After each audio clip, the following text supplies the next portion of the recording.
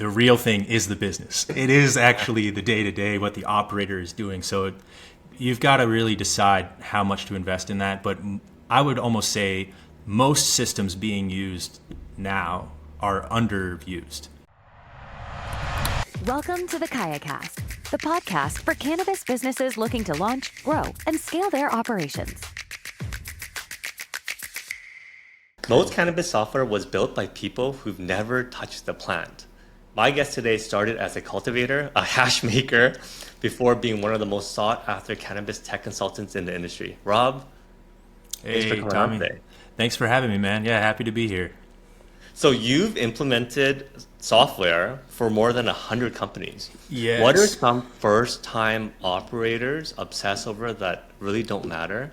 And what are some of the things that they ignore that absolutely does? Oh man, that's a big question.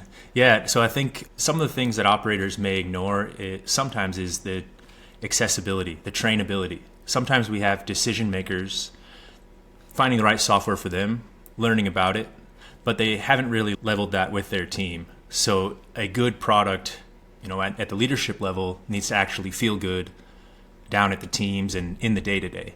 That's something I'd always try to get people to think about early, because it's not something you want to realize after you've gone down the road or trained something or started a contract or anything like that. So that's the one I think that's the biggest that operators may skip. The one that they're often concerned about is going to be probably like the buzzwords. Like we've had some different buzzwords come through the industry. I think now like AI, before it was more around the reporting or QR codes. Those kinds of things are always big concerns that sometimes boil down to like a little operational, just a box to check. And it's not really a deal breaker, but the way that like our society and everything can sort of impose its way on us, you can come into these software conversations looking for like a silver bullet, right? A catch-all, but you need to be a little bit decisive and careful about finding the right software for you. It's so true. We run a software company, and one of the mandates that we have is make sure that the end users are in on one of the demos. Oh, yes. Bring them in, huh? Bring them in. Yeah. Let's flush this through. Let's make sure that we uncover all the skeletons, we understand the workflows, and that Right. Are we adding value, or is this going to be a nightmare implementation process, which is not great either. Oh yeah, nobody wants to do the implementation that never ends. Yeah. Even if that may be like a benefit for some aspects of the business, it's uncomfortable. Yeah, so you hit the nail on the head. I think that's one thing that people should look for is when you're demoing with a platform, is the salesperson just ready for the sales order to sign with the decision maker, or do they really explore what your problems are and how they can add value? Yeah, you want to realize that as you're making that decision with whatever software partner, even if it's just a third party or an integration for your main system, these folks in this team is going to be on the inside with you. They are, you're kind of recruiting them to your team as a third party and as a software vendor. So you want to make sure that their communication style kind of fits with yours. You also want to maybe pry as much as you can into how they solve problems, how they handle urgency or compliance changes, because we are in an industry where things can change very fast. Different software processes can make changes slow to really hit the users. So those are also good things to dig into. I was going to ask you that. If I was a cannabis operator and I was looking at 5 different POS companies, what are some of the questions that I should ask to validate which company I should go for? The obvious things I think are like metric integration, making sure that's two-way, inventory management, tracking, making sure you can accurately have all of your inventory managed from end to end, whether that's seed to sale or just on the retail side. But the real differences, the nuances are going to be in the workflows. How do you set up discounts? Think about your most complicated campaign that you run. The hard one that's like buy 2, get 1 of these for $1 or bundle pricing. Those kind of edge cases can help to find the right software for you. And also just try to create an item and realize what that is going to be like. because all of these software systems with their fancy tools and nice branding and things are really just inventory management at its core. So you want to make sure you can get that job done. That, and I'd probably level set all your reports. So if you already use analytics in the business, make sure there's a one-to-one or close to that in the application, and ask about new reports and new analytics too.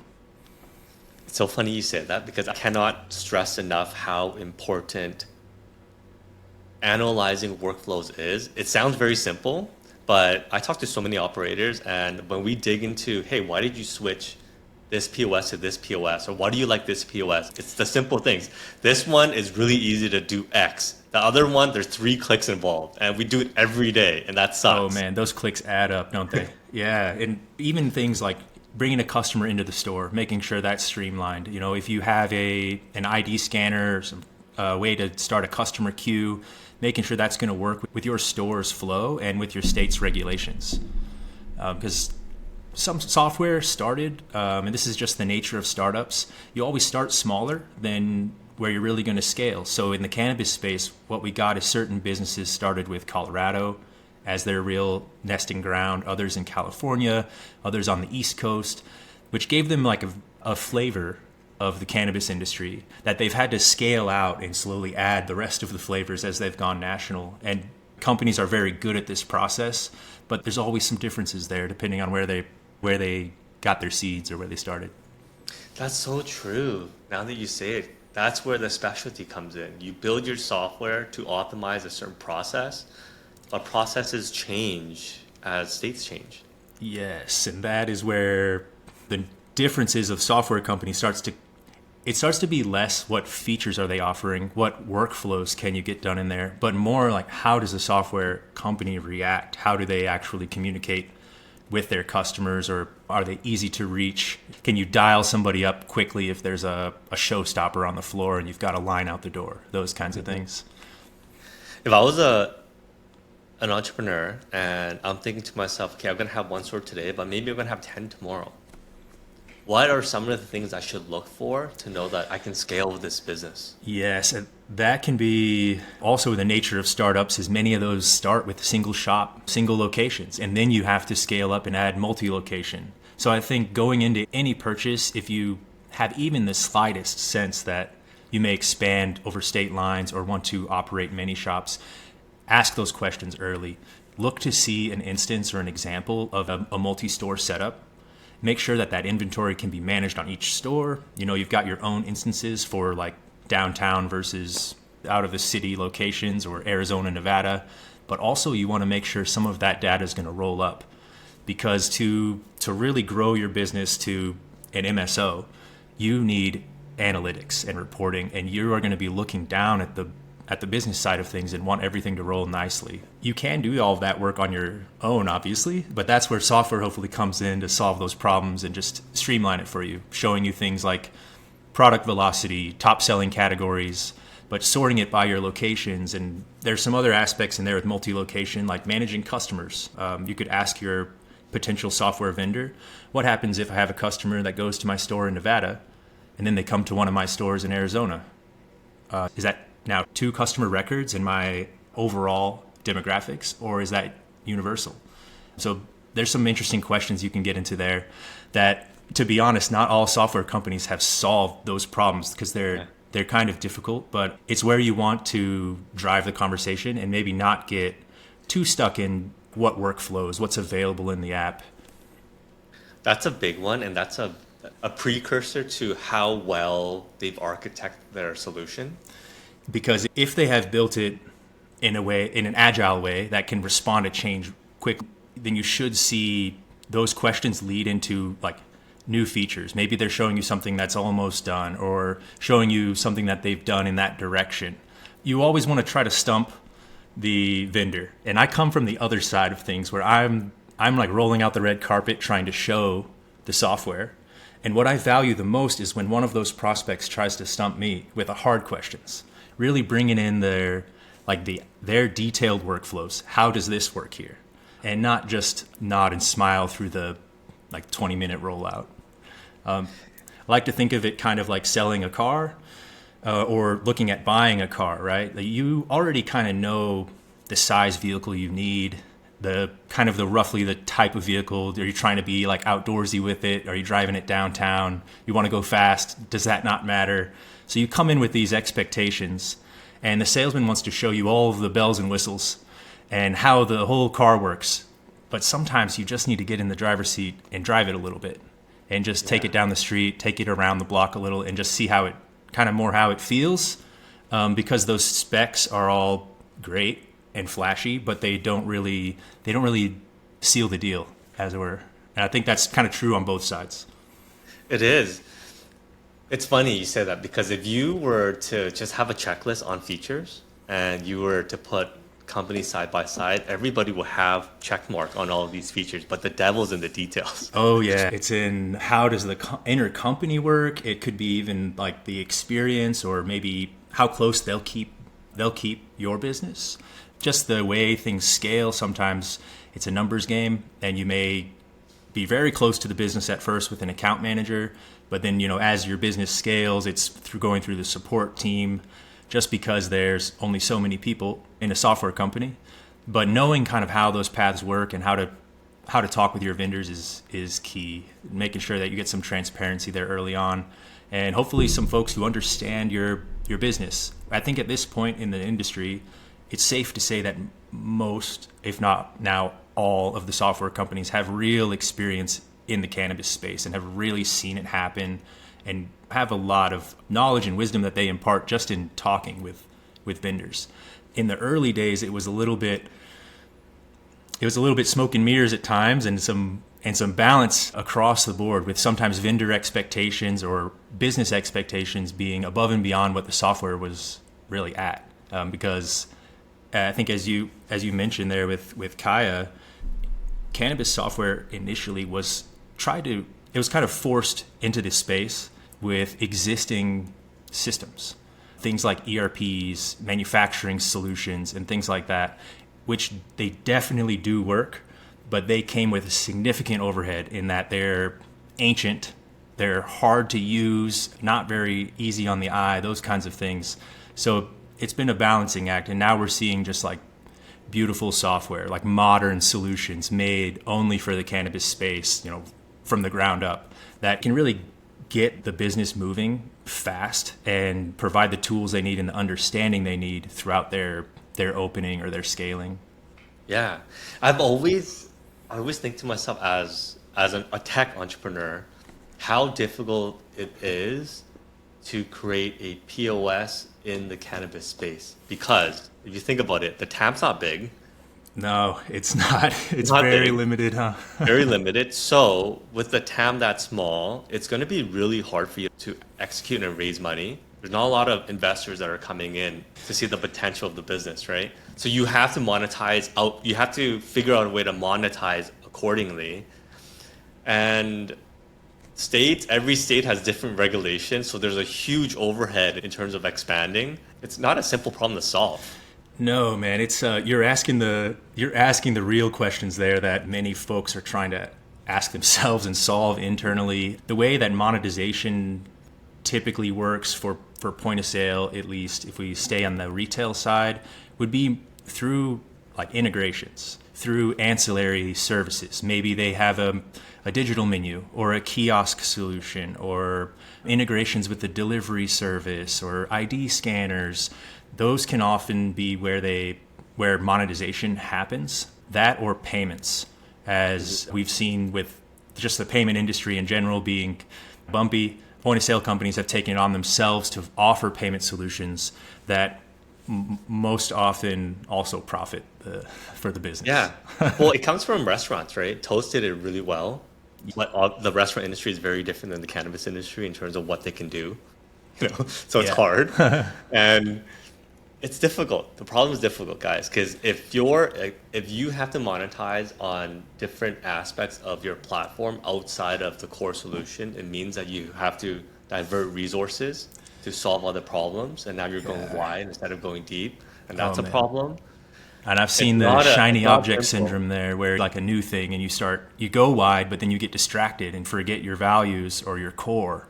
Yeah. So it's a real balancing game and kind of a bet that you have to make on your product if you're building software in that case.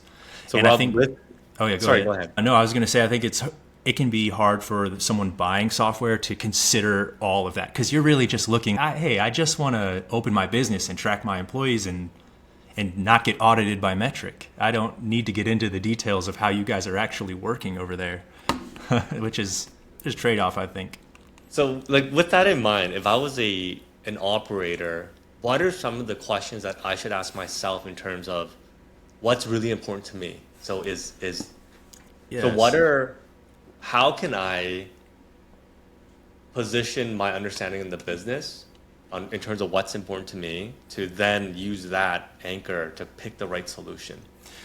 Yeah, I think that rushing to just choose a solution because you don't have one and not stopping for a minute to really assess things is bound to be uncomfortable for somebody. Even if you find a good solution, maybe there's going to be gaps there. So it is good to stop and look at your operation and realize where the pain points are. Try to even talk with your employees, go figure. Ask them where the pain points are and see where managers are struggling or where lines are getting long or maybe inventory is off or you're having some metric issues. That way you really have those like maybe 3 or 4 like real issues for you and your store that you want the software to solve. Because all software companies are willing and ready to solve any problem, but it's much better for you to shop those when you know exactly the problem you're after. If that's metric compliance, then have a few solid examples, maybe something that went wrong with a lost tag or with like a misrecorded inventory quantity so that you can really see how that would be resolved in the app. Try to bring your war stories, the tough times you've had, try to turn those into more of like a situation or scenario that you could explain to the company and see how they would help you solve it. Because that's really why you're bringing this software into the house.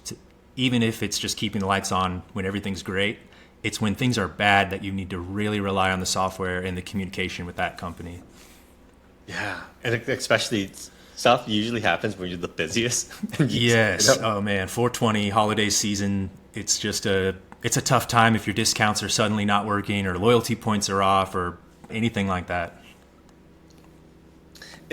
How can I avoid as an operator the shiny object syndrome on AI? What I mean by that is AI is an exceptionally powerful tool. We leverage LLMs, workflows internally, and we're baking it into our product that are truly solving certain problems. And what I find is that a lot of people want that buzzword or want it's lipstick on a pig. And essentially, what are you solving? And is the solution ready? Is the technology ready for the problem that you're trying to solve? Now, I think that it can get easy to latch onto those buzzwords and say, where's the AI in this solution? Without asking the question, like, why is the AI actually needed? And that's a question software companies we're struggling with. We're seeing that across the board, even outside of the industry, especially outside. It seems every tech company, every platform or product is adding some AI aspect. Now, the product management game, the guy back there making the decisions for what they're going to build, that's where I think this AI thing really falls on. And it's not using the tool or knowing when not to use a tool, actually, instead of just using the hammer every time as you build the house. Sometimes it's not the right thing. And I think AI can be one of those because it's flashy, because it's known, and the vendors and operators are going to come in and know about it. So I think for an operator who expects AI or wants to make sure that their software selection is moving in that direction, which they very well should, I think surface a question about how the company is using AI internally or how AI plays into any of their features. But I wouldn't necessarily use that as a deal breaker. If they simply don't have AI in the app, maybe they are moving to implement it in reporting, or maybe they've got a bigger plan for it, I think it can create a bad match if you're just looking for that specific feature. Because I've seen some AI solutions that are flashy but not actually saving time. Just the smallest example, an LLM solution to create product descriptions. So instead of typing your lemon gelato smells like X, it typically has these 3 terpenes dominant and it comes from these farms and all these things. You just feed in a certain number of stats to an LLM that creates a description for you. But in that case, you're already gathering the information. You've got to feed it to the LLM, and then you have to edit what that system spits out so that you're comfortable putting that on your e-commerce and, representing your company. I think that's an example where just skip it. Just write your descriptions. And it's hard. It's hard because we all like making our jobs easier, right? If you can use a calculator, you want to use it. And I think AI is like this new form of calculator where you still have to understand the math that you're doing. And sometimes it's faster to just do it in your head or get it done instead of go to the calculator and type, okay, 4 plus 4. It's so true. It's crazy to me because I've never been a part of, there's never been a time where I can remember how fast things are changing. Breakthroughs are happening on a weekly basis, right? So you do have to be on top of what's happening today and where can we apply that internally. I'm talking to myself internally in our processes, but also be wary of, there's a graph there. How complex is the process? How easy is the process? How precise do you need the answer? Or how vague do you need the answer? And if it's at the very end of heavy complex and heavy precise, then it might not be ready today. So. Yes. Yeah. And it can be hard fielding those questions as a software company too. So as the operators, folks listening, you got to go a little easy on some of the modern companies and startups, especially if they're a startup or smaller. They're already strapped across the board and probably making things work. So it's hard for everyone to figure out where that puck is going. Yeah. But I definitely see it. And over the last 3 years, it's unbelievable how much LLMs and AI has made its way into the space. I think the place where it really belongs is in analytics and reporting. Because when you are faced with as an operator, with a long list of 12 to 30 different reports that are going to help you with the business, can you click all of those and understand what all of them do so you can quickly next time choose exactly the report you want? Definitely. You can do that, and people make their careers off that. But the reality is that being able to talk with an LLM about your own data, about your reports and analytics is unparalleled, because you can really ask actual questions that, while the data may be trying to answer that for you, it's kind of outside of the functional scope of things. So the LLM would understand things more like, my budtenders are really stressed out a lot on delivery days, and we often struggle to get all the inventory tracked in time. So what's my highest selling category so we can just pull those first? Now that's a question you could answer with maybe 3 different reports, but an LLM or AI service there can really add some juice and also help employees too, because we've seen as the industry grows, people are moving into positions where they haven't been before and they have experience, but then now they're suddenly managing a store. That's where that functional solution can help those guys shine and just keep doing what they do well. Yeah, the span of knowledge today as an operator is so sparse. Never before can you have the ability to understand, if set up properly, different areas in your business. Oh yeah, it's if you could think of it, you can measure it. Yeah. And then there's probably a way to optimize that measurement too. And honestly, that's the way to look at the operation, because I don't think you want to just say, I need software. You want to look at your business and find where's the waste, whether that's time waste, money waste, effort waste. That's kind of the lean way of thinking about that. So you find where the biggest sinks are and start looking at how to optimize that. And always consider software, of course, if you don't have a solution, but sometimes it could be easier than that. Sometimes it could just be a conversation or changing a workflow or an SOP, those kinds of things. Yeah. You've worked with so many different businesses in so many different countries, from United States to Colombia. What have you found the differences in culture between these 2 countries? What do people in Colombia get right that people in the US get wrong? So Colombia lucks out in that they can have massive fields of cannabis, and they really run the product like a field crop, which is much different than how most of our indoor guys are doing it in the US. Some very big greenhouses may be the exception if they're like 1,000,000+ square feet. I think that the other countries, both Colombia and Canada, where I've done the most work outside of the US, they export too. So their mode of thinking is a little bit different. They're all GMP from the beginning. They're planning to do foreign exports and trade with these products, and they're really creating bulk quantity at still a reasonable quality level, but quality's not really top of the line there. It's more, let's create the bulk biomass and get that sold out to Israel, Spain, Germany, everywhere else.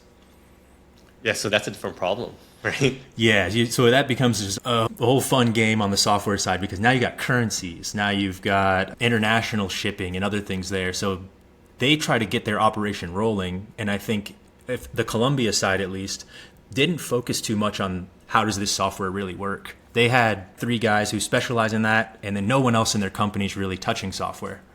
So they just have like a little team managing it, and then their office is a whole department of people managing their trade, their customer relationships and things like that. And they become more the main software users rather than the retail approach that we have in the US. And I think Canada is very similar to the US in that they don't have state, like you can't create a dispensary there. Everything's run by the provinces. So the individual manufacturers and cultivators will sell to the state, and then they sell to the consumer. But at the end of the day, like looking at that as an American coming in, it's a similar system. You go to a dispensary, and that dispensary is worrying about all the same things that we're worrying about here. Customer experience, time in line. Is my menu accurate with what I actually have? All of those things are really similar there. Ah, okay. How's the market over there in terms of maturity? Well, they went federal in, 2018? So because they went federal, it allowed big businesses to invest quick. And we saw massive greenhouses and grows get put in place. The biggest example I saw was in a town called Leamington, which is the tomato capital of the world. They make Heinz ketchup, and they have these huge greenhouses that you can't see the back of them when you're inside there. And they converted one over to cannabis fully. And the maturity of that operation was unparalleled, because in their grow, it was fully automated. A machine would come and grab the tray. It would take the tray out to the workers, and a lid would drop. All the plants would fall in line down an assembly line. All the workers just do their thing, and plants get back in the tray and get moved back into the greenhouse. And it was like a science fiction grow at the time. When I saw it was like 2019, which was like on the cutting edge, I think, for what ops could have been at the time. And now I think things have level set. I think the U.S. has matured, like our markets have matured. Individual states have their investors, and businesses have had enough time to start moving across lines and get that capital to build up their ops. Mm-hmm. But it's a little different, I think, still across the border with the cannabis culture and the people. And I don't know that the Canadian solution seems to be like bringing in as much of the culture as the American solution does. And I'm saying that just as an outsider that's been to Canada a few times, but it still have quite a gray area and or a gray market, and a real like stoner culture that isn't very happy with paying like province taxes and things like that. Yeah, kind of like our good old home growers here in the US. But I find that we've got like a good blend, of culture and industry. Yeah. It's where in the world would you be happy with paying those taxes? Yeah, right. Nobody wants to pay them. But I do think that there's a trade-off there because of the transparency that operators can provide, like COAs, like really understanding the products. That's definitely a service. It's one thing to have a friend who grows really fire products, but it's another to know, like, okay, these terpenes are specifically measured. There's no issues in this product. And like for accessibility purposes, people that are trying to heal or sleep, or they need pain meds and things like that, you want that transparency, and you want to be assured that products are clean and safe. So I think that's the balance. Yeah. You've done extensive work in our industry, consulting with different types of businesses. Where do you have the most fun? Yes, I started way back when as a hash maker and cultivator, and just sitting on a bucket doing work. And I have the most fun when I'm working on something that helps those guys. That helps the people on the ground. If it's going to help the bud tender who's there all day doing like 150 transactions, if I can take a click off of their plate, I love that. I'm here to solve those problems. And it can be obfuscated or kind of hidden sometimes working on like an integration or working on a metric thing, but it's like always a way I connect still or like motivate myself to kind of think about who's going to benefit from this. And those operators there that are really plant touching or like the front lines of the sales with the bud tenders are kind of the situations I like to solve. But also I like to be stumped. So like hard problems, complex issues, multi-location, multi-currency. I'm always happy to try to dig into that too. We've seen with the rise of e-commerce, there's all kinds of things with making sure that your inventory is the same in the store as it is on the website, as it is in your kiosks and your digital menus. And it's something people can take for granted, but can be kind of fun to solve. It's a good puzzle. What are some of the tech companies that you're working with that has impressed you the most? Yeah, so I got a long background of cannabis software companies. I've been with 365 Cannabis, Viridian Sciences, and then I went over to MJ Freeway, which became Akerna. And then Akerna bought Trellis, which was a cultivation system, and Ample Organics, which was a point-of-sale system. And then I was at Blaze and then Toke. So I've seen a lot of the space. And there are systems in there that I think I wouldn't recommend. But the ones that really impressed me, I think, were with Toke's user interface. They designed it from the ground up so that a bud tender, someone with no experience on inventory management software could find their way through it. And they had a really nice design around complex features. On the flip side of that, the other one I'd recommend would be 365 Cannabis, as they had a immensely complex system. But if you're willing to learn a little bit of that complexity, the value you could get out of it being on the Microsoft stack was really untapped. You could cut into like labor costs and full like production schedules. You could forecast, if I actually harvest 3 pounds of this today, what will it be in X? And the system would do a lot of that for them because of its manufacturing origins. Oh, wow. So that just takes time to learn. But if you invest into it, set it up properly, yes. you will. Yeah, and then that's where, as an operator, you have to decide what's your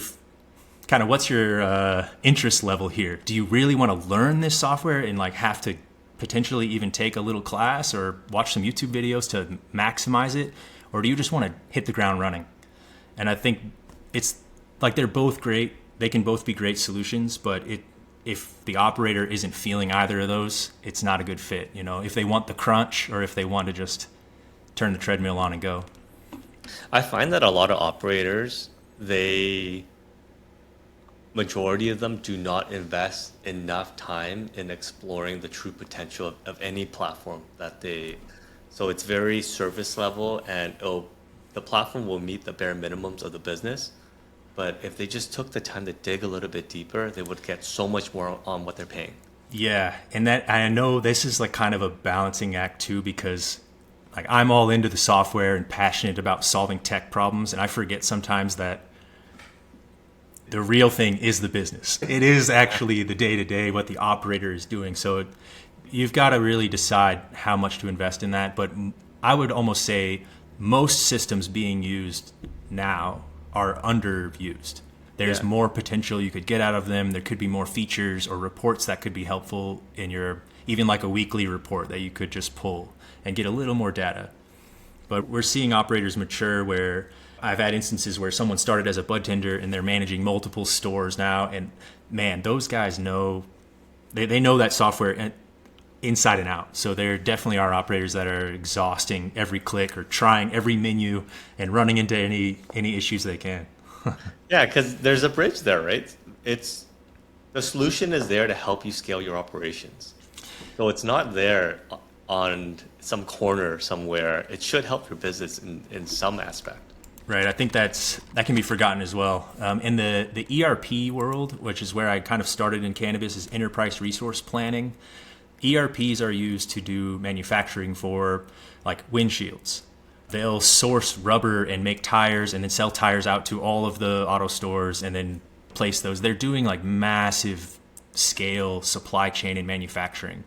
And at first, cannabis was a sore fit for that because we were so young. That was just way too much tracking, way too much overhead and data entry and just for not enough value. But I think we're seeing over time a meeting of those worlds where now like true ERP is being offered by some of these cannabis specific companies, and even a vanilla ERP could be a good fit for certain operators as long as they have a metric integration. Don't forget about that part. Yeah. Rob, before I let you go, I have to ask, Apartment 113. Yes. Yeah, so the story here, Apartment 113 is an apartment that I had in Minneapolis. I lived there for about 7 years, and we had a cool little spot with some rotating roommates. But one in particular, shout out, Nelson and I would have awesome after parties and events at Apartment 113. And there were many early mornings where I'd find myself sitting in my own house at 5 a.m, surrounded by relative strangers and just talking about whatever comes up and chatting about what people do or what's next and what's happening in the world, those kinds of things. So the podcast was built to stimulate those conversations again and have people in the apartment sitting on the couch just talking shop. Because we have a lot of business conversations in the industry that I was starting to miss, like that personal connection. Yeah, I love what you're selling and I love your business idea, but like, who are you? Like, what happened in your life? So that's the origin of the company there. But then also we offer product management and writing services and other contract services through it. Oh, that's cool. I love an origin story like that. And it's so true too. I find myself in the world of Zoom, our companies work from home, right? We have an office, but we have employees all over the place. And you do lose that personal connection, the water cooler talk. Yes, and then we go to the conferences too, which is wonderful time to see everybody. But even then, the conversation can be like 10 minutes. So it's always good to just get someone sit down and talk for 45 minutes. Let's really let the mask drop and talk about life and the cannabis industry, as it were. So we do a lot of more like cultural critiques and try to bring in people from all areas of the industry, from like accountants to cultivators to brand builders to PR people and anybody and everyone that's keeping us rolling. Yeah, that's cool. I want to transition to a segment that we just adopted called Rolling Loud. Yes. Rapid fire questions. Okay, I heard a few of these. I was preparing some answers. We'll see if I prepared the right ones. Are you ready? All right, let me have it. Are you a daytime person or a nighttime person? Oh, nighttime. Nighttime? Flower, edible, or vape? Flower, for sure. Favorite strain? Ooh, that's a really hard question. I gotta say Ultra Sonia, but it's difficult to find. So really anything with GMO or cheese in the lineage. Oh, okay. I was gonna ask you why. So the GMO and the cheese have like they have that funk to it that I just associate with quality. And if they're grown right and cured right, they can have very complex aromas and flavors that you can just peel back kind of with that connoisseur mindset and just explore a little deeper. Yeah. First experience with cannabis? High school, I bought some weed in a little bag out of my basement window because I was afraid to go outside in case my parents caught me. And a few moments later, I remember leaning against a wall, singing something. And my friend looked over at me and he's like, "Why are you singing that song?" And I just cracked up laughing and realized that wasn't in my head what I was just singing. So yeah, it's a good. What's your worst experience? Twofold. I'd say one, I had a terrible brownie experience where Whitey, respect for those brownies, but man, a buddy of mine really loaded the brownies and we had a lake retreat. No one even started the boat for about 3 days. Everyone was just wrecked from the brownies. They were too much. It's always edibles, right? Yeah, edibles can sneak up and get you. The second worst experience, I'd say, I experiment a lot with moderation, and I went just completely off cannabis for a long while last year. I went 100 days. The year before that, I did 180 days. And that 180 was the first time that I'd really moderated. Those early weeks, I would count as my worst experience with cannabis. It was just hard to sleep. It was hard to balance. Yeah. Well, what's your best memory? Best memory, I think up there at the top, I went down to Jamaica with Fat Nugs magazine and helped arrange and judge in the Orange Hill Ganja Cup. And Daniel Crawford, shout out to the Terpene Whisperer over there. Daniel and I judged about 30 strains of Jamaican outdoor flower in a row. And then we sat down and judged concentrates after that. So we went the distance, and it was a long day there in the Jamaican sun, but memorable without a doubt. How do you do that? Because your first experience, your first time, your first daytime, and your last session are very different states. Yeah, so going into a competition like that, your tolerance is sky high already. I wouldn't recommend it for folks who don't have that tolerance at all. And then also we made sure to build the judging scale to value and look at effects a little bit less, and make sure we look more at the appearance, the aroma, the flavor, the burn, the mouthfeel. But there are still strains that even if you're like 17 deep and you take a few puffs of something, that it could sit you down or change that. But yeah, I wouldn't recommend running fast competitions like that. You need to give your judges time to sit with that product and weigh the effects. How long do they take? Those kinds of things. You're what is that word? A master sommelier, a master Congier, yeah. congier. Yes. What was that experience like? How hard is it to get that certification? So I really enjoyed it. It was first of all, it's an online class you take, and it's a whole bunch of lectures on the science, the details of cannabis, but then also on like aroma and flavor science. And then it's an in-person test and a little bit of an in-person training as well, where you've got to answer some questions over the study material, but also you have to break down some flower and really judge it and compare it. That is something that I think if you don't have a lot of experience with flower can be difficult, but as you smoke more or as you're comfortable with what you like, it's a lot of fun to dig in. And I think that level of connoisseurship and appreciation for the plant is really something I'm trying to advocate for, and something I hope we get more in the industry over time. Because we see like high tier cigars, whiskey, wine, things like that you don't need sales on that product.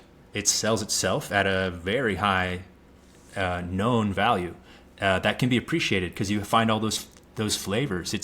Maybe it's a whiskey that has just like deep vanilla notes or certain wood notes that are so unique to it that you'll pay for that. I think that we will move that direction with cannabis over time. Yeah, I hope so. I hope that we move away from I'm going to get plastered to the actual experience. Yeah. We went from like, is the weed purple to is the weed have high THC to does the cannabis have high THC? And then now we're saying, what are the terpenes? And I think already we're starting to get that push for what's beyond the terpenes, because there are other things that contribute to those flavors and aromas too. But anyone who wants to consider themselves a cannabis connoisseur I would say the steps there is to just consider how that effect really feels. Is it behind your eyes? Is it in your head or your shoulders? And then in your smelling and trying to appreciate that aroma, keep your mouth open. Find the first flavor that you can. Kind of note what that is. Maybe it's lemon. Then take a breath and relax a minute, and then breathe again, but try to go past the lemon and find like what's under that. Is it vanilla? Can you determine? Is it something herby? It's more about having the vocabulary to describe what you're experiencing. And so it's something you just want to build up the words and the association so that you can actually explain it. Because we all know like, wow, this smells good, but what is that good? And trying to label it.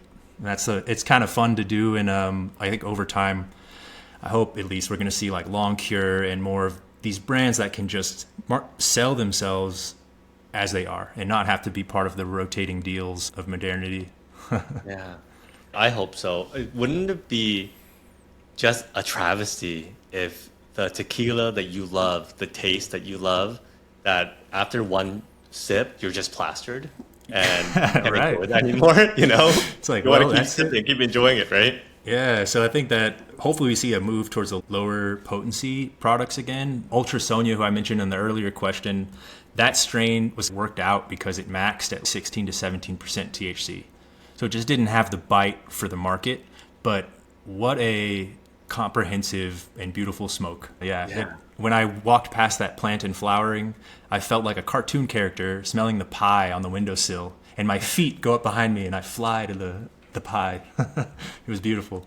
Yeah. Rob, how can our listeners find you? So I'm Apartment 113, drops new episodes every Monday. I'm talking with great folks in the space. I'm on Instagram at APT_113. The website is apt113.com. If you need writing, software advice, anything like that, I'm happy to help. And if you're weighing multiple software companies against each other, definitely give me a call. There's so much we could dig into. Guys, if you are, reach out to Rob. I've actually never met anybody that has such a diverse background as you, and you understand the plant and you understand technology, and there's this bridge that I thought, honestly, that wouldn't be gapped, like, you know. Yay, I'm happy to be the go-between. Yeah, thank you, Tommy. Thank you so much for joining me today. Yeah, thank you. Thanks for listening to the KayaCast podcast. We hope you enjoyed the show. Don't forget to subscribe to our podcast in your favorite podcast app or visit our website to access the full archive of episodes from the show.